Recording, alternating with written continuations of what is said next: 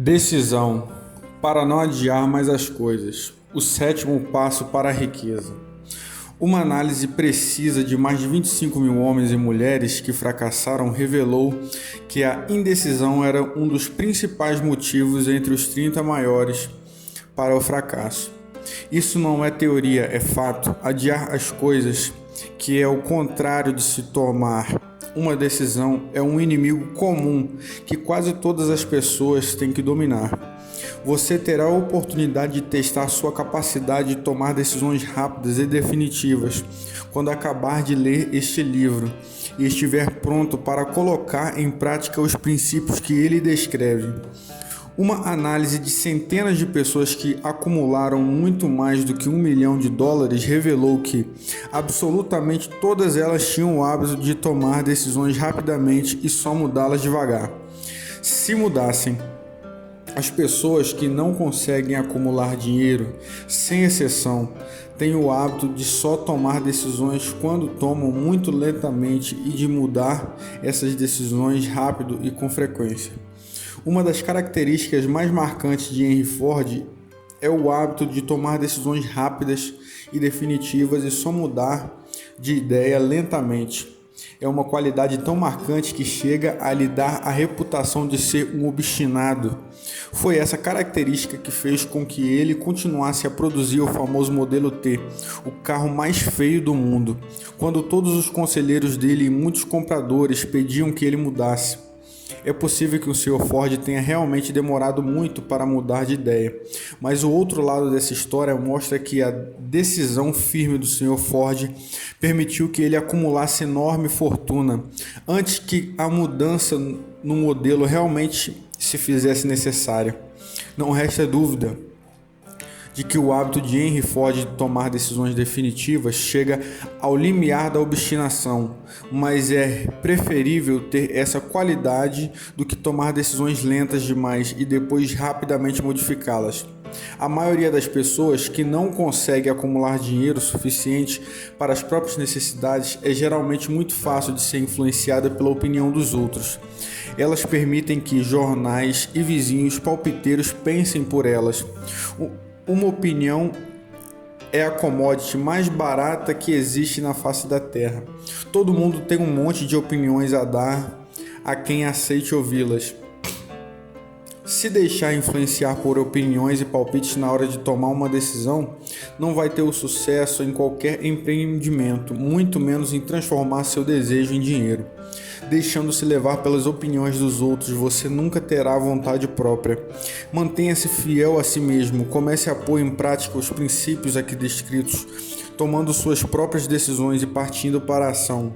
Não confie em ninguém, a não ser no seu grupo da mente mestra, e certifique-se, ao escolher as pessoas do grupo, de se cercar somente daquelas que simpatizam e estejam em completa harmonia com o seu objetivo. Parentes e amigos próximos, mesmo que às vezes sem querer, geralmente atrapalham os outros com suas opiniões e piadinhas, que deveriam ser engraçadas, mas só servem para lhe expor ao ridículo. Milhares de pessoas carregam um complexo de inferioridade pela vida inteira porque algum ignorante bem-intencionado destruiu a confiança delas com opiniões ou piadinhas escarnecedoras. Você tem seu próprio cérebro e sua própria mente. Ponha-os para funcionar e tome suas próprias decisões. Se precisar de fatos e informações provenientes de outras pessoas para ajudá-los nas decisões, e isso deve acontecer com frequência, obtenha essas informações discretamente, sem revelar o seu objetivo. É muito comum que pessoas que tenham um conhecimento meramente superficial de algum assunto queiram dar a impressão de saber muito.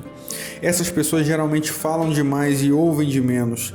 Mantenha os olhos e ouvidos abertos e a boca fechada se quiser adquirir o hábito de tomar decisões rapidamente.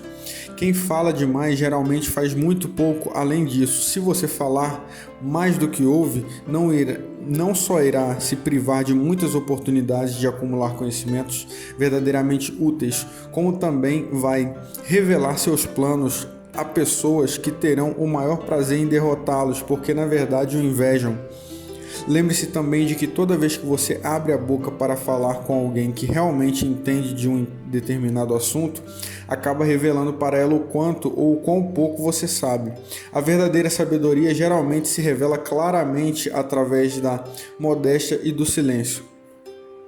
Tenha sempre em mente que todas as pessoas com as quais você se associar também estão procurando oportunidades de ganhar dinheiro, tanto quanto você. Se comentar os seus planos muito abertamente, você pode acabar surpreendido pelo fato de a outra pessoa ter lhe passado à frente por ter se dedicado antes de você a pôr em prática os planos que você tão descuidadamente revelou. Portanto, que uma de suas primeiras decisões seja a de manter a boca fechada e olhos e ouvidos bem abertos. Como um lembrete para você sempre seguir esse conselho, seria interessante copiar a frase abaixo em letras bem grandes e pendurá-las num lugar onde possa tê-la diariamente. Diga ao mundo o que pretende fazer, mas antes disso, mostre. É o mesmo que dizer: o que realmente conta são as ações e não palavras. Liberdade ou morte numa única decisão. O valor de uma decisão depende da coragem necessária para implementá-la. As grandes decisões que serviram de base para as civilizações foram tomadas correndo-se grandes riscos, muitas vezes de morte. A decisão de Abraham Lincoln de assinar a famosa Proclamação da Emancipação que deu a liberdade aos negros dos Estados Unidos foi tomada sabendo que ele perfeitamente que o ato lançaria milhares de amigos e correligionários políticos contra ele. E também sabia que a proclamação levaria à morte milhares de pessoas no campo de batalha. No final, Lincoln pagou com a própria vida e isso exigiu coragem. A decisão de Sócrates de tomar veneno em vez de renegar aquilo que realmente acreditava foi uma decisão corajosa, que fez o mundo avançar cerca de 1000 anos e deu a pessoas que ainda nem tinham nascido as liberdades de pensamento e opinião. A decisão do general Robert Lee de abandonar as forças da União e se juntar às tropas do Sul foi um ato de coragem, porque ele sabia muito bem que isso poderia lhe custar a vida e certamente a vida de outras pessoas. Mas a maior decisão de todos os tempos em relação a qualquer cidadão americano foi tomada na Filadélfia no dia 4 de julho de 1776, quando 56 homens assinaram um documento que todos eles sabiam que poderia trazer a liberdade aos americanos, ou que faria todos os 56 serem condenados à força. Você com certeza já ouviu falar desse famoso documento, mas talvez não tenha se tocado da grande lição de realização pessoal que ele ensinou tão brilhantemente. Todos nós sabemos a data precisa desta potentosa decisão, mas poucos de nós percebemos a coragem que ela exigiu. Conhecemos nossa história da maneira como nos é ensinada. Nós nos lembramos das datas e das pessoas que lutaram pela independência, de Valley Forge e Washington, de George Washington e Lord Cornwallis. Mas conhecemos muito poucos das verdadeiras forças por trás desses nomes, datas e lugares, e menos ainda sobre as forças intangíveis que viabilizaram nossa liberdade muito antes de o exército de George Washington ter chegado a Washington. Lemos a história da Revolução Americana e equivocadamente pensamos que George Washington foi o pai do país, que foi ele que conseguiu nos libertar, quando a verdade mostra que Washington foi um mero acessório depois do fato, porque a vitória de nosso exército foi garantida muito antes de Lord Cornwallis ter se rendido. Não é nossa intenção de negar ao Washington a glória que ele tanto mereceu. O objetivo aqui é dar atenção ao impressionante poder que foi a verdadeira causa da vitória. É trágico que as pessoas que escreveram a história não façam a menor referência ao poder irresistível que nos fez nascer a liberdade de uma nação que estaria destinada a criar novos parâmetros de independência para todos os povos do mundo. Digo que é trágico porque se trata do mesmo poder que tem que ser utilizado por todas as pessoas que desejam se impor sobre as dificuldades da vida e que obriga a vida a pagar o preço pedido. Vamos fazer um breve resumo dos fatos que deram à luz esse poder. A história começa com um pequeno incidente ocorrido em Boston no dia 5 de março de 1770. Os soldados ingleses estavam patrulhando as ruas e a mera presença deles ameaçava os cidadãos.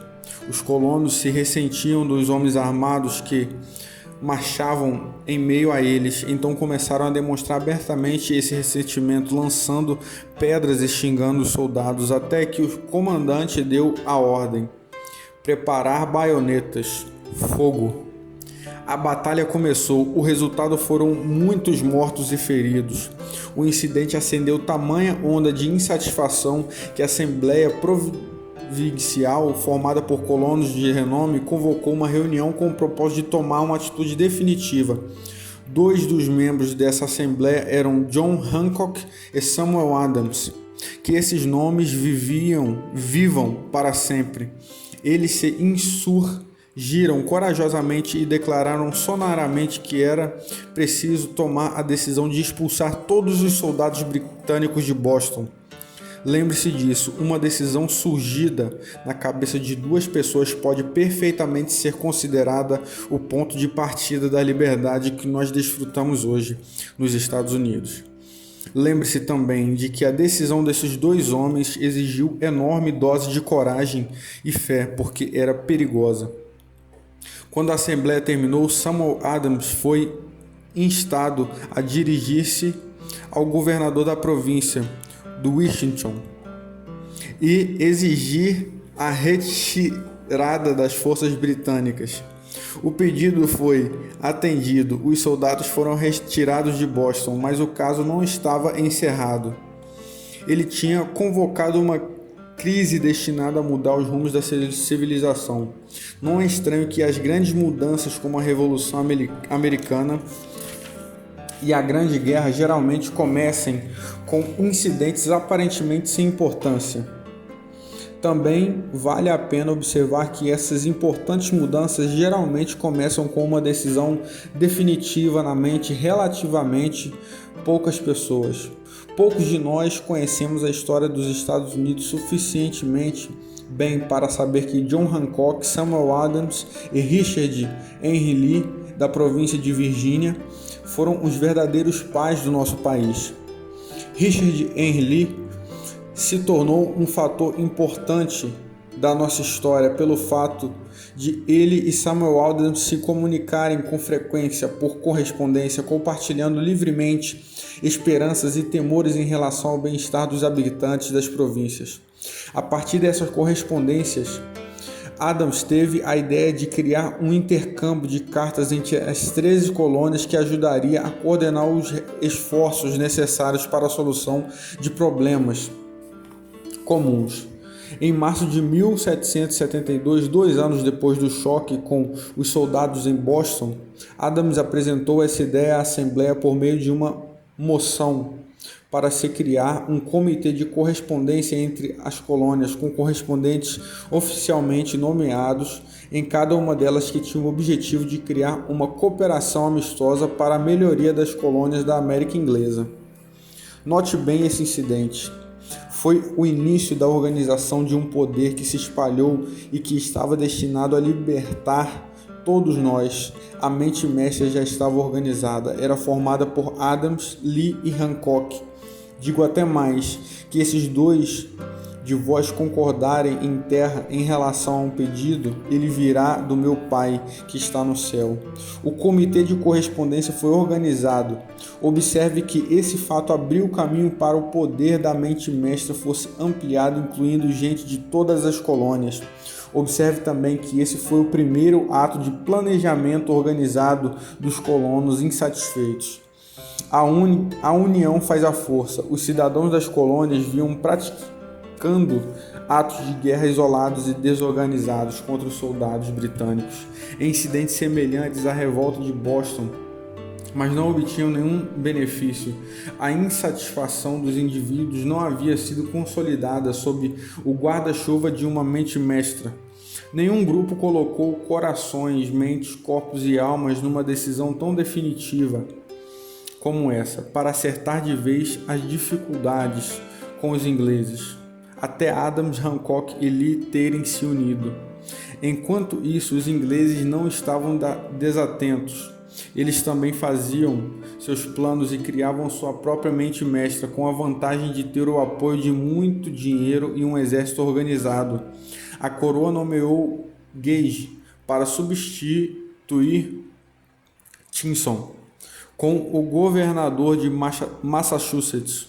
Um dos primeiros atos do novo governador foi mandar um mensageiro chamar Samuel Adams para tentar frear a oposição por meio do medo. A melhor maneira de entender o que aconteceu é reproduzindo a conversa entre o coronel Fenton, o mensageiro enviado por Gage, e Samuel Adams.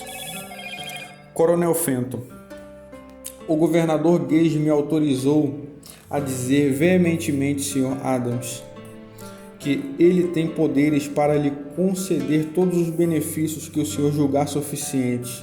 Tentativa de subornar e cooperar Adams, desde que o senhor pare definitivamente de fazer oposição às medidas do governo. O governador lhe aconselha, senhor, a não desagradar mais a sua majestade. Sua conduta já é suficientemente para enquadrá-lo nas penas de uma lei de Henrique VIII, pela qual qualquer pessoa pode ser enviada para ser julgada na Inglaterra por traição, cumplicidade numa traição a critério do governador da província. No entanto, se o senhor alterar sua trajetória política, o senhor não só obterá grandes vantagens, como também ficará em paz com o rei.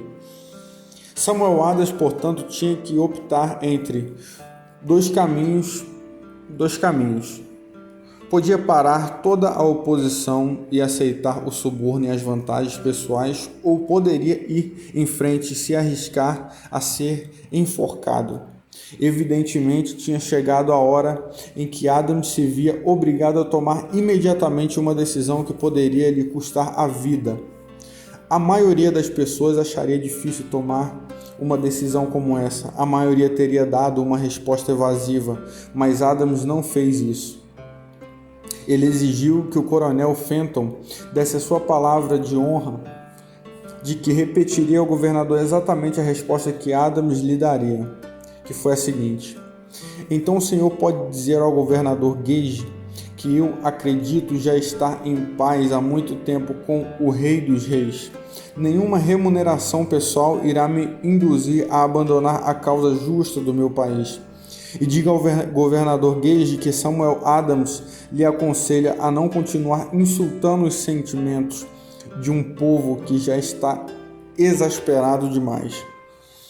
Parece desnecessário fazer qualquer comentário sobre o caráter desse homem. Deve ser óbvio para todos os que leram essa impressionante mensagem que seu emissor possuía uma lealdade do mais alto grau. Isso é importante.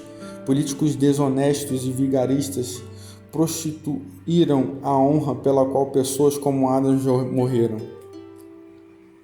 Quando o governador Gage recebeu a resposta cáustica de Adams, teve um ataque de fúria e expediu o seguinte edito: venho por meio desta, em nome de sua majestade, oferecer e prometer o mais gracioso perdão a todas as pessoas que de agora em diante baixarem as suas armas e retornarem às suas funções de súditos pacíficos, sendo que este perdão não poderá beneficiar Samuel Adams e John Hancock, cujas ofensas são de natureza tão infame que não merecem qualquer consideração que não seja uma punição condizente.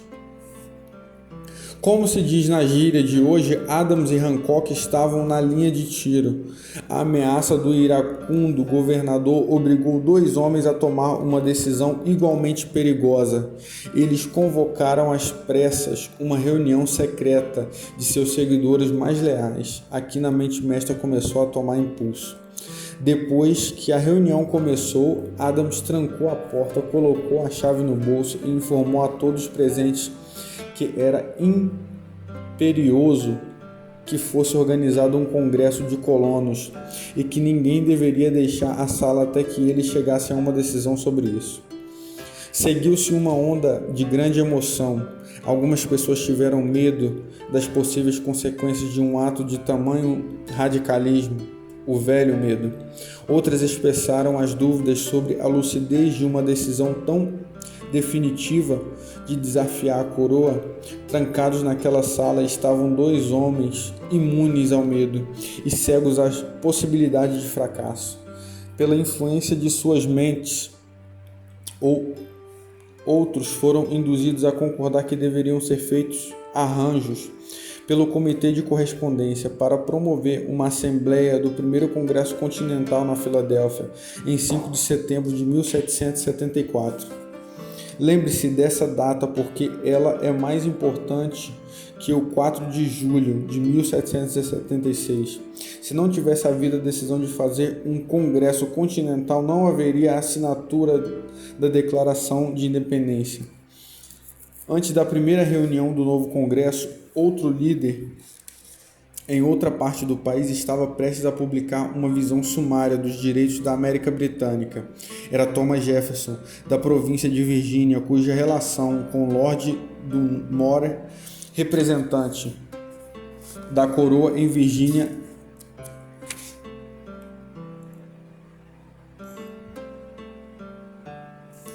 era tão tensa quanto a de Hancock e Adams com seu governador. Pouco depois que o famoso sumário de direitos foi publicado, Jefferson foi avisado de que estava sujeito à acusação de alta traição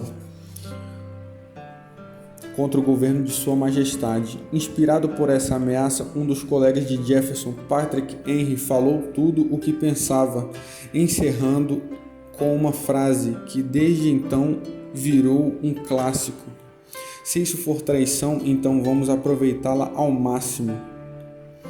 Foram homens assim que, mesmo sem poder, sem autoridade, sem poderio militar e sem dinheiro, se reuniam pensando solenemente no destino das colônias, iniciando com o primeiro Congresso Continental e prosseguindo por mais 2 anos, com algumas interrupções, até que no dia 7 de junho de 1776, Richard Henry Lee se levantou e dirigiu-se ao presidente, que fez a seguinte declaração para espanto da Assembleia: Cavalheiros, declaro aqui que essas colônias unidas são e têm o direito de ser estados livres e independentes, que devem se libertar de toda e qualquer obediência à coroa britânica, e que todas as conexões políticas entre elas e o Estado da Grã-Bretanha devem ser totalmente eliminadas.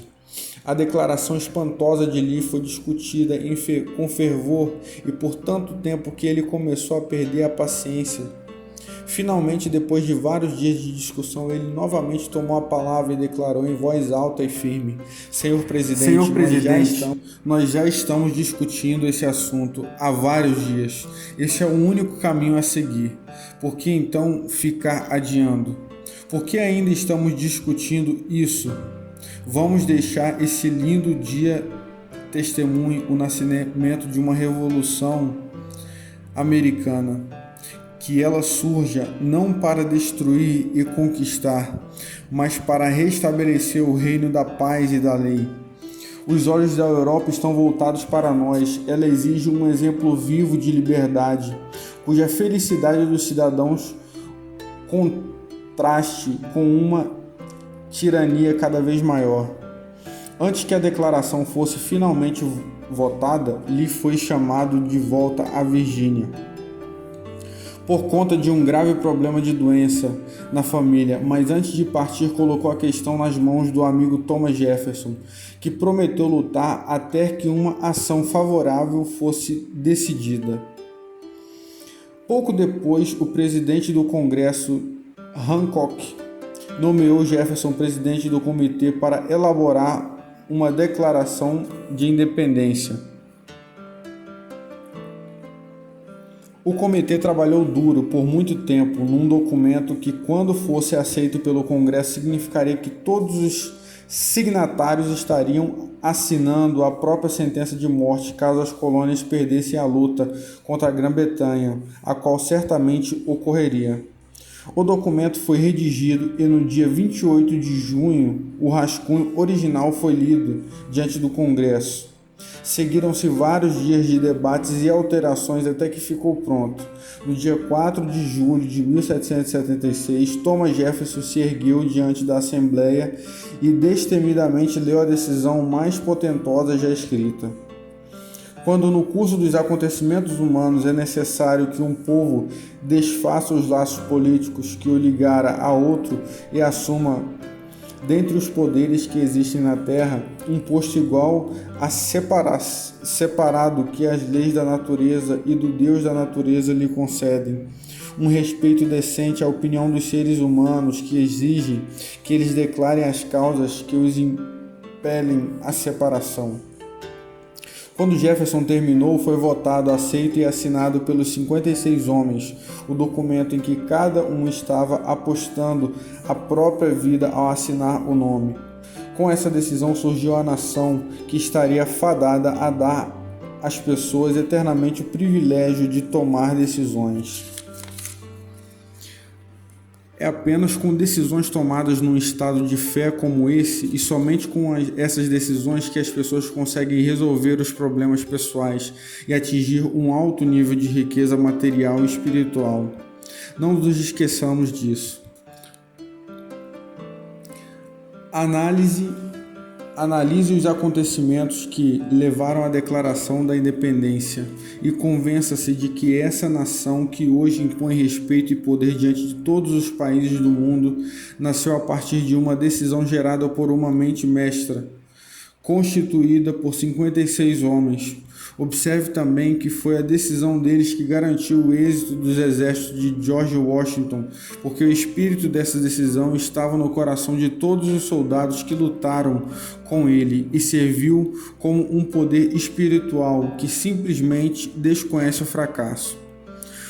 Observe também, para seu grande benefício, que o poder que concedeu a liberdade a esse país é o mesmo que precisa ser utilizado por todas as pessoas que desejam traçar o próprio destino. Esse poder é constituído pelos princípios descritos neste livro. Não é difícil encontrar nesse relato da Declaração da Independência no mínimo 6 princípios: desejo, decisão, fé, perseverança, a mente mestra e o planejamento organizado. Em toda essa filosofia, vamos ver que o pensamento, apoiado num desejo férreo, tem a tendência de se transformar no equivalente físico. Antes de seguir em frente, gostaria de lhes sugerir que é possível encontrar essa história, assim como na United States Steel Corporation, uma descrição perfeita do método pelo qual o pensamento gera essa impressionante transformação. Ao buscar o segredo desse método, não tente encontrar um milagre, porque isso você não vai encontrar.